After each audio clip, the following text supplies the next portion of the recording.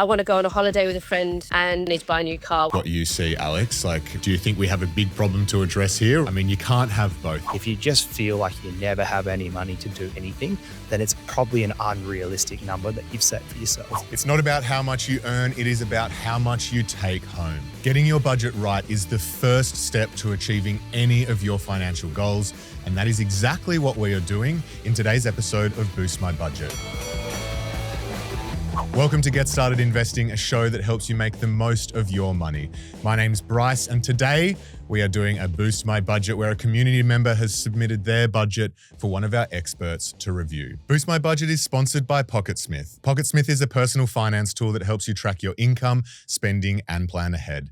It connects to your bank accounts automatically, categorizes your transactions, so you can actually see where your money is going each month. If you've got big goals like saving for a house, building an emergency fund, or just trying to avoid blowing your Uber Eats budget, this is super useful. Get 50% off your first 2 months of PocketSmith's foundation plan. To get your deal, go to pocketsmith.com/equitymates. Every community member that comes on Boost My Budget will get 12 months access to PocketSmith for free. All right, well, let's get into today's episode.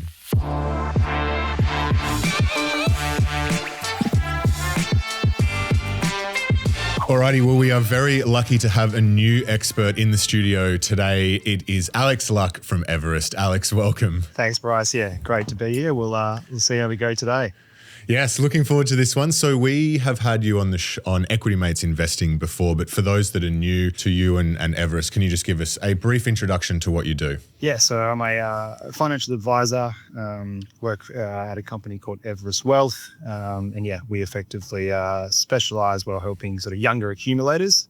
So generally people kind of 50 and under is who we work with. So love that. Well, we're going to take all of that expertise and bring it across to our guest who has generously submitted their budget today to put under the microscope, and hopefully we can boost it.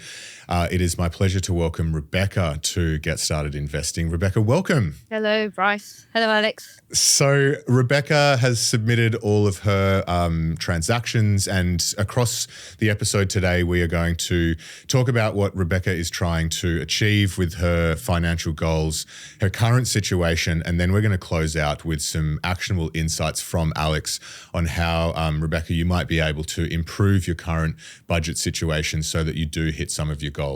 Now, we could get you to introduce yourself, Becca, but we always find it an interesting exercise to see if our experts can give us a bit of information into who you might be as a person based purely on your transactions. So Alex knows nothing about you other than what is seen in your financial statements. So Alex, why don't we start there? What can you tell us about Becca based on what you're seeing? Firstly, no judgment whatsoever when it comes to these things. But yeah, having a little bit of a squiz through the transactions on the various accounts, I can. It looks like you appear to be based in WA, more sort of specifically in the eastern suburbs, unless you are travelling a long way to do all your shopping every single day and stuff like that, which I doubt you are. Yeah, I mean, I don't think there's anything like too surprising in the transactions. We were having a bit of a joke off air before Bryce came in. It looks like you purchased a sword at some point in time. So watch out, everyone. A few McDonald's runs in there as well, which is pretty normal. Yeah, so I don't think there was anything in there that necessarily shocked me. Looks like you were doing a bit of investing over that period of time as well, which is great. So we can have a bit of a chat about that too. Yeah, if needed. Yeah. It doesn't look like you're working from what I can tell. Is that right? So I'm on carer's pension, so I'm home full-time with the children at the moment. Nice. Yeah. So I could see the Centrelink benefits coming in there. Looks like you're on your own place because there's definitely some loan repayments going there and a lot of transfers to and from that loan account, utilising the redraw aspect of that account, which we can have a bit of a chat about later as well. Nice. So some good insight there. Becca, how about you fill the gaps for us? So I grew up in London during the Thatcher years, so a lot of doom and gloom. And I suppose at a very young age, it was all about property for me. So my mum passed when I was 21 and left me some money. So I bought a flat in Kent, which is on the coast of England. Sold that when I moved here. So I've always just had investment properties being bought and sold in the background, which has enabled me to now live pretty much mortgage free. And I've got a couple of investment properties also still going. I was working full time. I have worked pretty much my whole adult life. So I only stopped working officially this January. So this is all very new to me.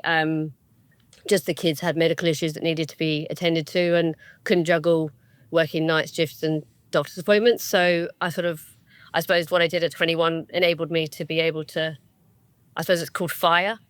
For a little bit, I'm going to be off probably for another 2 or 3 years, I think.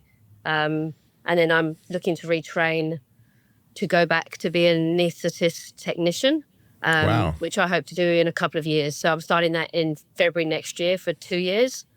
So I am planning to go back to work. This is just a little bit of a short break. Seeing the children just before they're 14 and 16 now. So yeah, before they become and leave me and disappear into the world, it's nice to sort of get that time with them. And yeah, sort of something I did at 21 without any forethought actually set me up for that. Yeah, the power of starting early. I think that's the takeaway from that. So Not shares though, so don't be cross. No.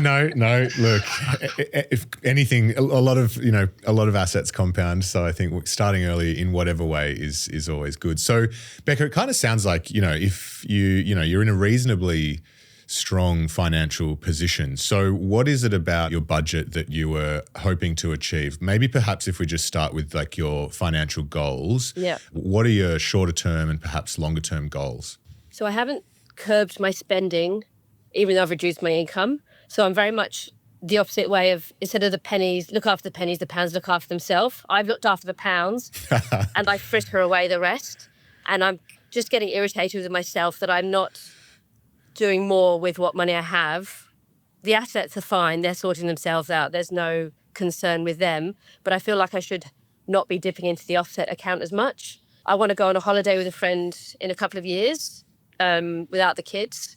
And eventually I need to buy a new car, which is very boring. If I don't salary sacrifice that in the future, that's something I need to save for, or at least have a deposit. I don't really want to get a loan. I don't have credit cards. I don't have any debt in that way. So trying to sort of preempt that I'm going to need a new car and sort of not just fritter away the money because I've got it and it's in the offset account. I keep just spending it without full thought. And so can you, I guess, just talk us through how you currently set up, I guess, your budgeting world? So I get my money fortnightly and I put most of it into the offset account. And any child support or tax returns or any sort of income that way goes straight into the offset account. And then I just draw out of it as and when I need it. But because there's money in there, it doesn't disappear. I kind of just spend without budgeting properly. So there's no budget plan. I'll just get to the shops, I'll run out of money and I'll just do it online, transfer $500 across, going out. $500, transfer it across. So I just have my income account, and then all the money I funnel into the offset and then transfer it as and when I need it. But I'm sort of feeling like it's getting a bit messy. Nice. So if I was to kind of summarize, you've got the short-term goals of planning for a holiday as well as needing to save for a new car, but you feel like, I guess, getting those saving goals reached is being hindered just by the cash flow management between your accounts. Yeah. How does that sort of challenge compare with what you see, Alex, like when you speak to clients and whatnot? Do you think we have a big problem to address here, or is it some easy fixes for Becca? I definitely don't think it's a big problem by any means. So like looking at the numbers and trusting that we've interpreted them correctly, it looks like over a 3-month period, you're pretty much neutral. How much has come in and gone out is largely the same. But within that as well, over that 3 months, it looks like you invested about $8,000 as well. So technically, if you didn't invest that, you sort of, you got $8,000 left over from a cash flow perspective. All in all, though, like looking at the transfers, yeah, it's definitely messy. And again, we were having a little bit of a chat before we started. We cheated a little bit, didn't we, Becca? Just to get a little bit more clarity on what was going on. So you mentioned this trip you want to take with your friend is in a couple of years' time, possibly, maybe when the kids are a bit older. Do you have an idea of sort of what you want to do or where you want to go? She's floating the idea of Fiji, all-inclusive cocktails by the pool. Nice. Yeah. Yeah, beautiful. Adult only, not for that reason, but just no children.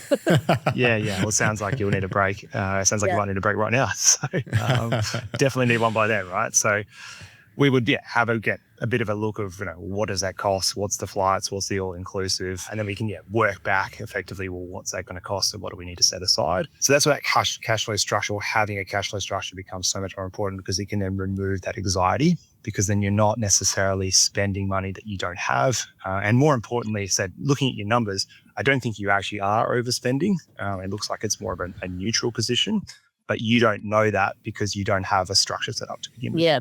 Well, let's dig into that a little bit further, Alex, before we get to the specifics. How have you broken down her spending, saving, and investing? If you can help us understand like a breakdown by category, whether or not Becca, A, does actually have the cash flow to reach the goals, where some of her biggest spendings do occur, and perhaps interrogate Becca on any sort of standouts. Absolutely.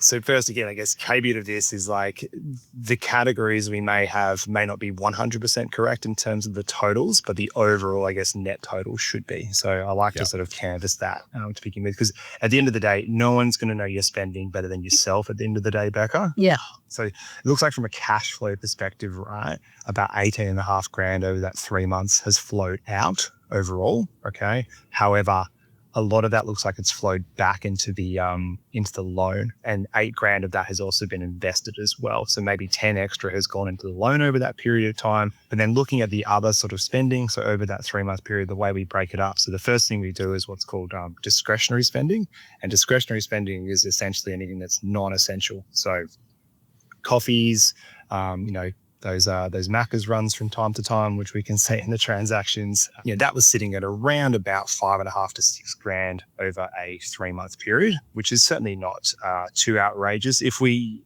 annualize that out, right, that's then sort of starting to sit around that sort of 22 to 24 grand sort of mark, which again, it's not anything crazy. It's probably a little on the higher side, but that's been probably again reflected from the fact that you don't have a job at the moment, and also you go 14 and 16-year-old, you got to entertain them at the end of the day as well. So I completely appreciate that too. In terms of your grocery spend, so again, annualized, you're sort of sitting between the 20 to 24 grand mark for a family of 3 by the sounds of it. 3 and then 3 dogs. Okay. So we were There's a lot of dog food I buy. Bills, that wasn't anything yet. Again, too crazy. Yeah. So all in all, again, I don't think it's certainly not a broken system by any sort of means. I don't think there's like massive amounts of overspending by any sort of means either. Again, probably that discretionary is a little on the high side, but it's probably explained by the environment, which again, if we can then now look to put a cash flow plan in place, i.e. we would have a separate account for that discretionary spending, that is a way that then you can curb that. Yeah. So Becca, was there anything there that sort of surprised you? I wish I could get my subscriptions down to TV channels, but unfortunately the kids have to have all the anime and the Netflix and the Disney. So I've reduced that. I did have a couple more, but I got rid of those. So I'm trying to do the bigger things so I can still enjoy the little things as much as possible. But yeah, the 22,000 does sound a lot on nonsense every year. That's annualized though, remember. Again, we've only got 3 months worth of data. Yeah. It could have been a particularly expensive 3 months, but yeah, by the sounds of it. No, it sounds about right. Yeah. It's more this this ad hoc spending. So, when you're out of the shops, we're buying a Boost juice, and then, that T-shirt looks nice as well. I'll buy that as well. And you certainly have the money to do that, but that can obviously spiral out of control as well, if not kept in check. And that's where I think having a separate transaction account for discretionary spend is something that we always encourage. A, it keeps a lid on it, and B, it also then makes it okay to spend money, because going back to what you were saying before, like you're feeling quite guilty by the sounds of it by making these purchases sometimes, like you're not necessarily feeling good about it. So knowing that's not impacting anything else, you can spend that 500 and really have fun with it, knowing it's not impacting any of your long-term financial goals as well. So Becca, it actually doesn't sound like you're in too bad a situation. Before we jump into the implementation phase, so that we can, I guess, accurately determine if you are capable of reaching your goals, what were the, I guess, budgets that you had set, if any, for the all expenses, all-in trip to Fiji? We're looking at about brief numbers, about $4,000. The car I'd have no idea. That's okay. Small run around. Yeah, just a small run around. The kids will both be driving, so it's going to have to be pretty bumper car, good insurance, and that's about my only requirement. Nice. Now we're going to take a quick break, and then on the other side, we're going to turn to Alex to try and get some, I guess, actions in place to help with the cash flow, to help reach the budget of that sort of 4,000, so you can get on the trip and start thinking about your car as well. So we will be right back. If the cost of living has got you feeling tight, PocketSmith can help give you confidence. PocketSmith connects to all your bank accounts and automatically categorizes your transactions so you can actually see where your money is going each month. You can forecast your cash flow to help you plan ahead. It is super useful for tracking goals like saving for a house or building an emergency fund. It even gives you a full view of your net worth with investment tracking via ShareSite. If you'd like to manage your money like a pro, PocketSmith has a special deal for Equity Mates listeners. Get 50% off your first 2 months of PocketSmith's foundation plan. To get your deal, go to pocketsmith.com/equitymates. Welcome back to Get Started Investing. We are doing a Boost My Budget here with Alex Luck from Everest and Rebecca, who has submitted her budget. Before the break, we went through some of the key spending categories for Becca. So Alex, let's turn to actually boosting the budget here for Becca. Let's start high level with, I guess if you can outline some key takeaways for us, or some of the top tips that Becca should start thinking about when it comes to structuring her cash flow. I guess my question before I launch into it is, how much is the existing mortgage at the moment? On our residential property is about $66,000. Okay, so it's quite low. And approximately how much did you have in the offset right now? About $5,000. Yeah, and that's just assume police investors only allow one offset account for this example. So first and foremost, I think we look to set what we're comfortable with an emergency fund amount. Like, do you have an idea in terms of an amount of money that you'd always want to have in cash, kind of like no matter what, like $5,000, $10,000, $50,000? Is there sort of a number that comes to your head? I think realistically 5 is the lowest I want to ever go. I'm happy with more, obviously, but 5 would be my absolute limit, which would be one trip to England if I need to go back for an emergency, or if something happens, then I know that $5,000 would cover enough for us. Yeah, perfect. So that's where we may have, say, $5,000 sitting in that redraw. So the loan's at 66,000. But you have $5,000 available, so the loan is actually 61,000 in this example. So that's where we might store that, because then we're not going to use the redraw going forward, would be my recommendation. Then what I'll use this offset account for would be then future savings. Okay, so future savings being the car and the holiday. And the reason I would use it for that is because that's where you're likely to store the most amount of money, and it's likely to stay there for the most amount of time, which gives you the maximum effect of the offsetting ability there. So if we take that holiday at Fiji, I think you said it was $4,000, and are we looking to go in, 12 months, 24 months? Yeah, 24 months. And how do you generally like to think about money? Is it like on a weekly basis, fortnightly, monthly? How does your brain kind of work with those things? Fortnightly. So I would simply just take $4,000 as an example, and then we're looking to effectively turn that into fortnightly. So we've got 2 years. Okay, so 52 in this example. So 52 weeks is what we have to save for it, as an example. So you simply take 4,000 divided by 52. It's about $77 a fortnight when you just start putting aside to make sure we have the money. Easy. Okay. I'm going on holiday. Yay, you're off to Fiji. That's right. It's easy. Yeah. And the way that would work practically, okay, is in a year's time, you might book the flights, and they might be, I don't know, $1,500 or something. I'm not quite sure how much it costs to get to Fiji from WA. But yeah, in a year's time, $2,000 would already be there, right? So we could potentially book the flight and book the deposit on the accommodation, ideally, and then the remaining $2,000 will come in, which will effectively look to cover spending money or pay the rest of the accommodation. So just breaking it back down, so $77 a fortnight. That doesn't seem too bad. Now the car you mentioned, you weren't really sure what car, which is pretty common, but I would actually do the research properly and look to pick 1 or 2, maybe 3 cars max, which you think practically you would buy today if you had the money.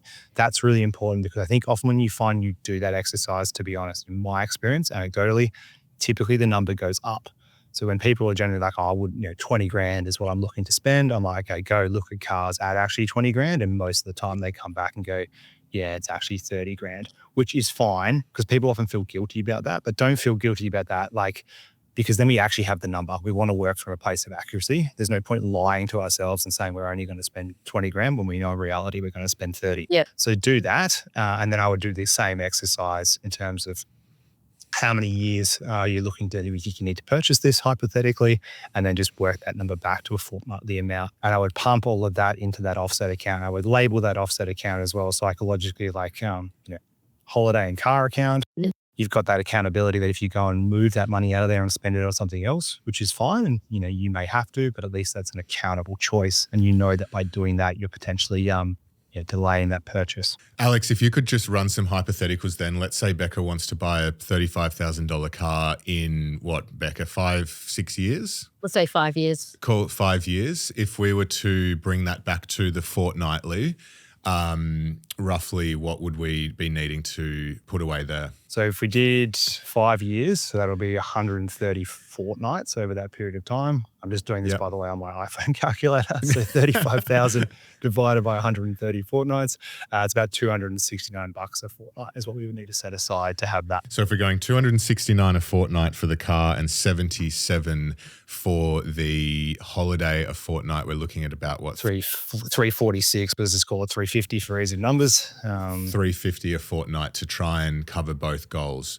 So regardless of the structure, if you're looking at Becca's cash flow as it is today, do you think that 350 a fortnight towards both those goals is achievable? I think it is achievable based on the numbers that we're seeing. Remember, we were negative cash flow for 3 months, but a lot of that came from putting extra into the mortgage and investing. So it may be a case of we need to cut down on our investing in that example. Well, let's pause there, Alex. How do you have that conversation with Becca? Like, Becca obviously loves investing, putting money into the stock market, has this conflicting two goals here, car and holiday.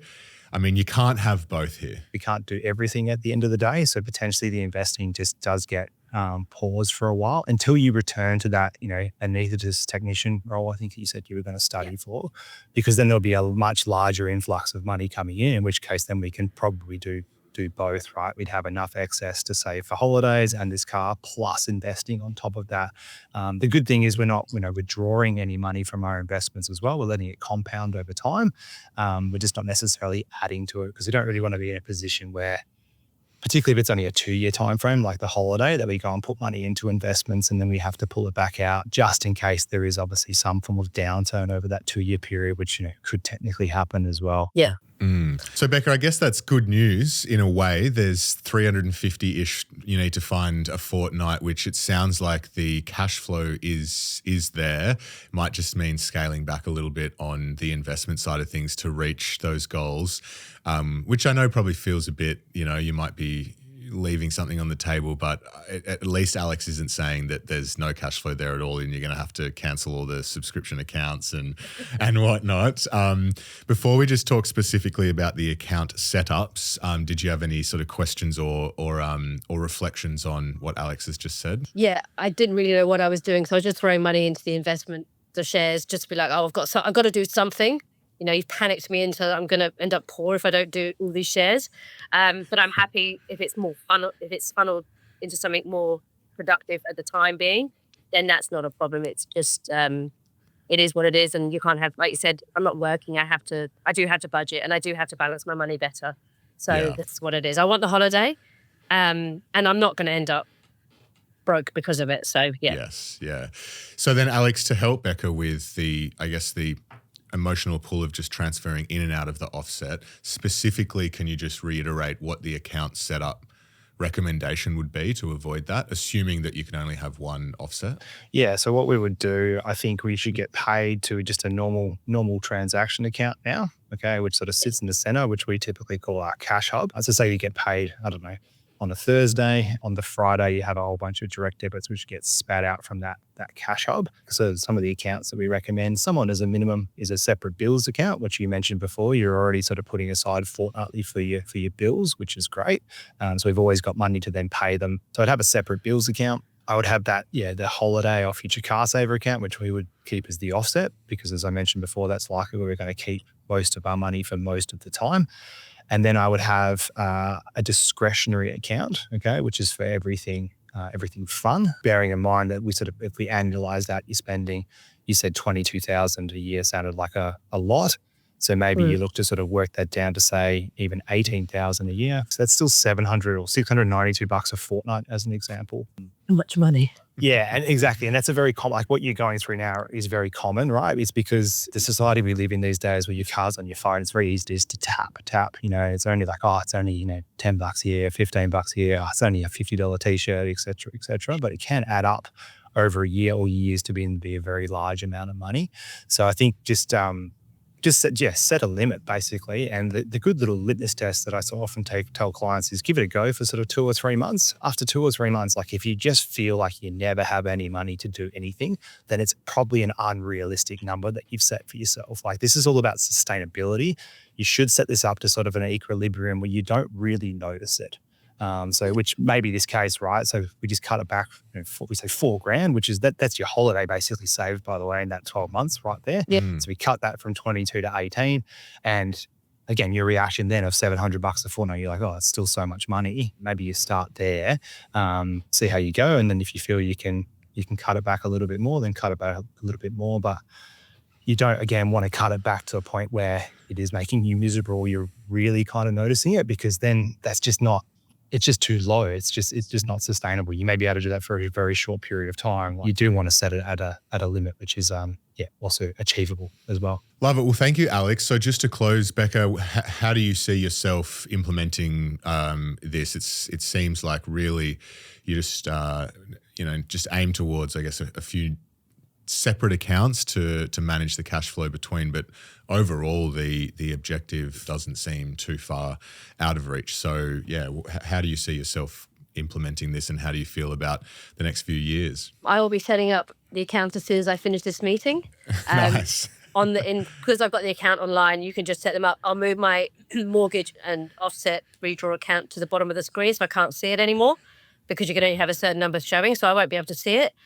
So psychologically, I'm like, I can't dip into it. But I definitely will set up the other one with my discretionary money so that I know that I've got the money there, but I don't have to dip into the other account. Well, Becca, the good news as well is because you have, come on and openly shared your budget and experience with everyone, our supporter of Boost My Budget, Pocketsmith, are going to give you a 12-month subscription to their platform, which will do the heavy lifting that Alex has just done, but do it on an ongoing basis for you. If you plug in all of your bank accounts, you can track against your savings goals, and you can track against all of the categories of spending as well, just so you can see how you're going against your goals. So thank you to Pocketsmith, and we'll provide you with the details on how to get that sorted.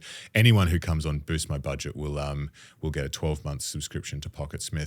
But Alex, thank you so much. We really appreciate you taking the time to go through Becca's transactions and pull together a bit of a plan for her on how she can tackle her cash flow and work towards her goals. So we thank you a lot. A reminder, if anyone listening would like to speak to Alex and the team, head to equitymates.com/advice. But Alex, thank you so much. You're very welcome. And well done to you as well, Beck, for, being brave, because, this isn't necessarily always a nice thing to do. So so I guess working to that plan together, I hope you get a little bit out of that. And, think of us when you're sipping those pina coladas on the beach in Fiji. I will do. Thank you. Yeah, it's been really good, and actually set me up positively, not negatively, for the future rather than being down about it. So I really appreciate that. Thank you, guys. Thank you, Beck. Yeah, I echo Alex. We really appreciate you coming on, sharing that with us. So thank you so much. Thank you.